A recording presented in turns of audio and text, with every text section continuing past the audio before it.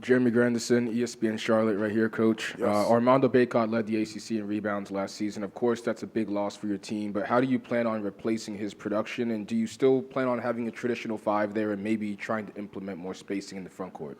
Well, one of the things that I've said a number of times is Armando was a one of one. He's not somebody that you can replace.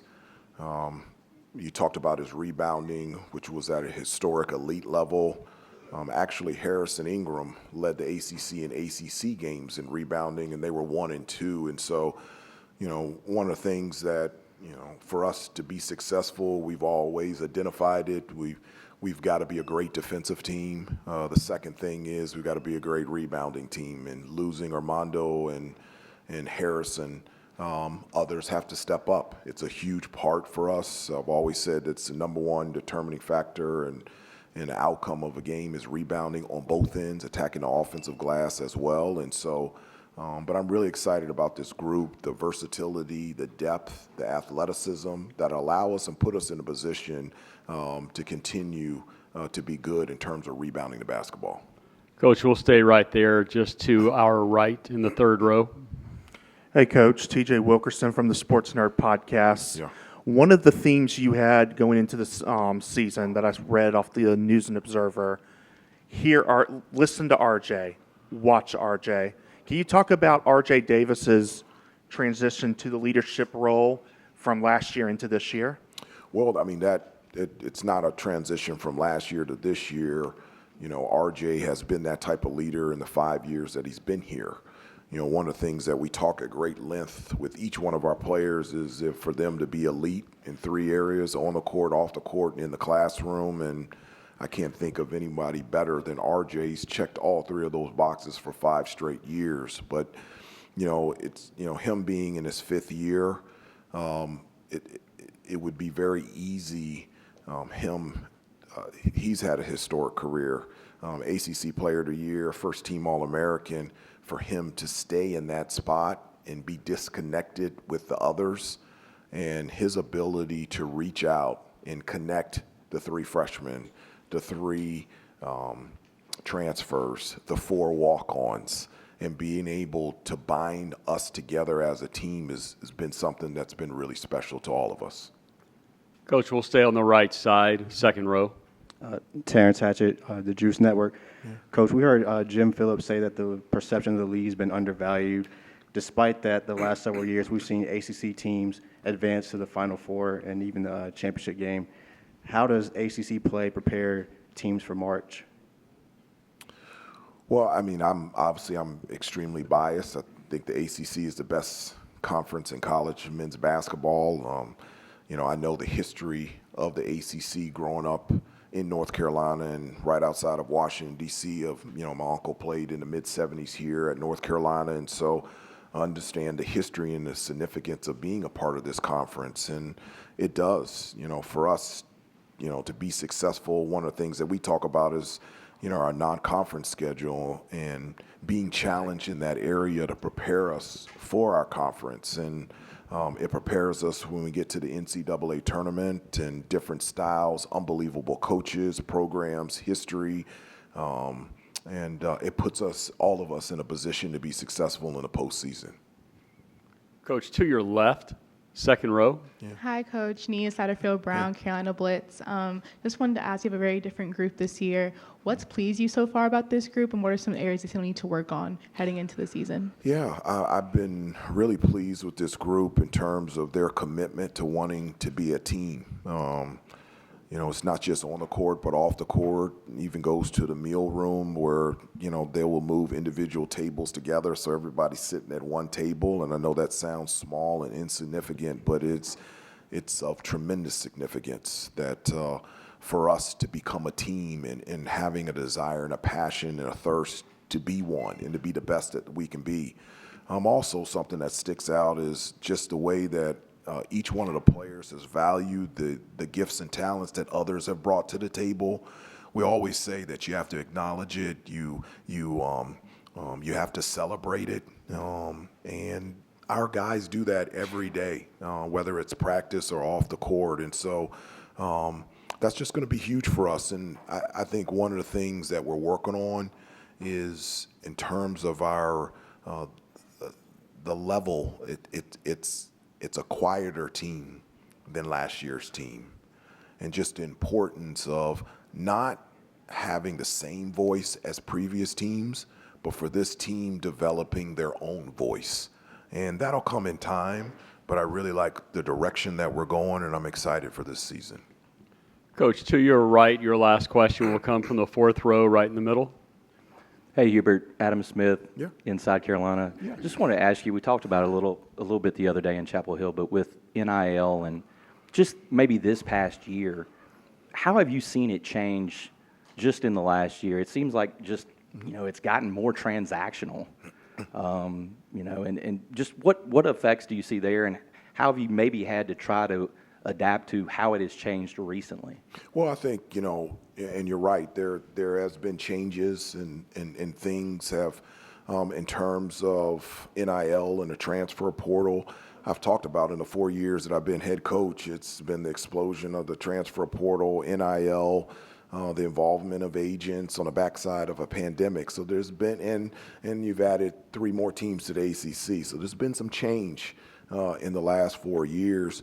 I would probably say the biggest difference in regards to NIL right now is the involvement of agents. That was something that wasn't really present at the beginning, and now it is. And so there's conversations not only with the recruit, with the family, but also with the agent.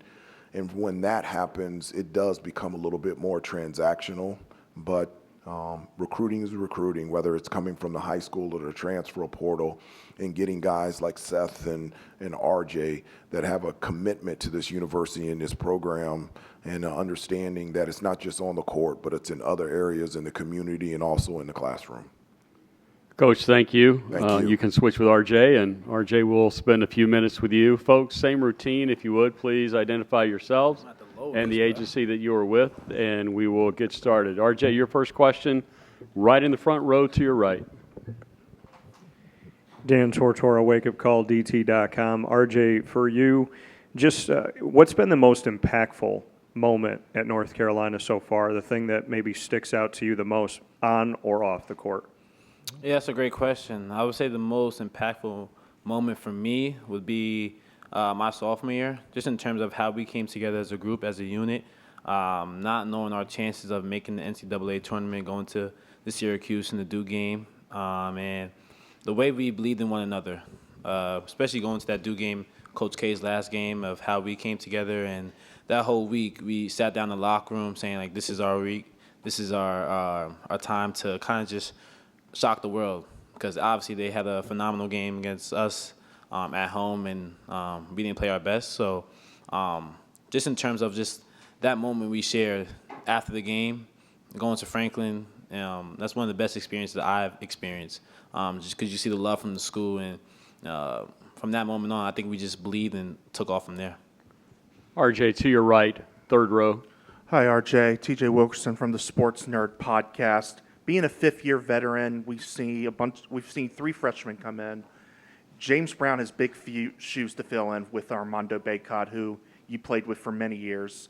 What's his transition been like, and how have you stepped up to mentor him into that role? I mean, James Brown has been tremendous, just in practice. He's been asking questions. He's been learning on the fly. But one thing that I love about him is his eager and his competitive edge.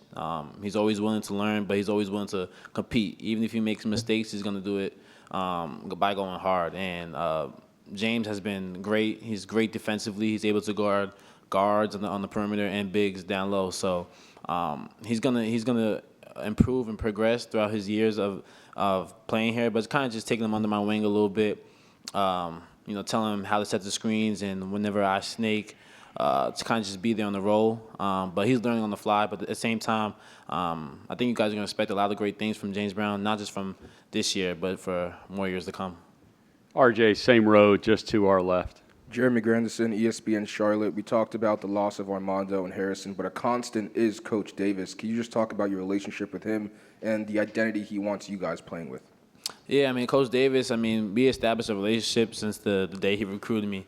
When I was just at Stepinac, and we always talk about this when it was a team camp at Archbishop Malloy. And from that point on, we've kind of established a relationship that's bonded and it's been strong throughout my 5 years of being here. He's a coach that I can rely on, and he's put me in positions and has put so much belief in myself. Sometimes I didn't have that within me, but he's instilled that in me. And that's something that you can't really ask for a coach. You can just only be grateful for. We've built a relationship that goes beyond basketball. And when you have a coach like that, when it's just not strictly just about basketball, when you just want to know about your personal life, making sure you're doing well in school, wants to know about any siblings or family, just stuff like that, those conversations, they go a long way. And for my 5 years and for him being my coach for 4, I can't really put into words just how much he means to me. RJ, thank you. You can switch spots with Seth. We'll spend a few minutes with Mr. Trimble. Seth, your first question will come from the right side, third row. Hey, Seth. TJ Wilkerson from the Sports Nerd Podcast.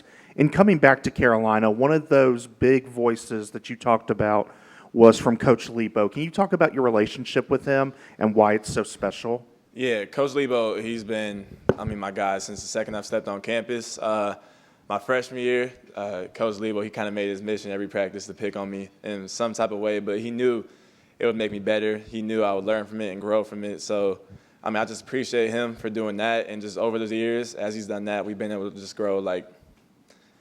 I see him, obviously I don't see my coaches as friends, but, I see him as somebody I can go talk to. I see him as somebody that I can just really have a relationship for years to come. Seth, right side, first row. Seth, Dan Tortora, wakeupcalldt.com. The evolution of your role this season, just how you see yourself going into 2024-25. To step into a role of being a much bigger leader than I was last year, just to play a more complete game this year, to play my game. That's one thing that me and Coach Davis discuss all the time, is just to do me, play free, play whatever it is. And I think the biggest thing I have to do this year is lead. RJ is our guy, is our leader, is the one who we look up to. But he can't be the only one. If he's the only one, then this year won't go well. So I really got to step into that role. Seth, as a follow-up to that, last year you were third in voting for the ACC Sixth Man of the Year. This year, do you have something to prove? Absolutely. I was third, but that doesn't really mean too much to me. I hear the doubt, I hear the criticism, and I don't really listen to that. But, I have a lot to prove for myself, the player I know I can be, the player that I know I can be for this team. So there's a lot of motivation going into this year. Other questions for Seth from the room? Seth, back to TJ, right side, third row. Seth, more than likely we could see you in a starting role. So my question is, what do you expect? How do you expect your role to change from sixth man to that starting role?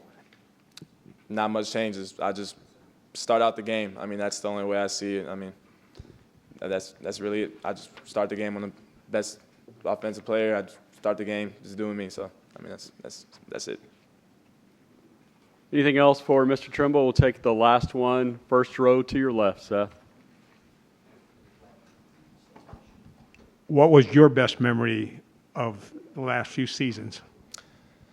Honestly, the whole season last year, 2023-2024 season, was truly, genuinely one of the greatest times of my life. It's the second everybody got here on campus, the bond and the brotherhood and just the friendship that we all had within the team. It was truly one of a kind. I wish you could all experience something I experienced. But beating Duke, I think, at home and at Duke, honestly, were the two biggest things that stuck out to me most this last year. It wasn't something that I had done my freshman year, and it was just a huge motive for us. We wanted our get-backs, and, we made sure we got them. So we had a very good time doing that.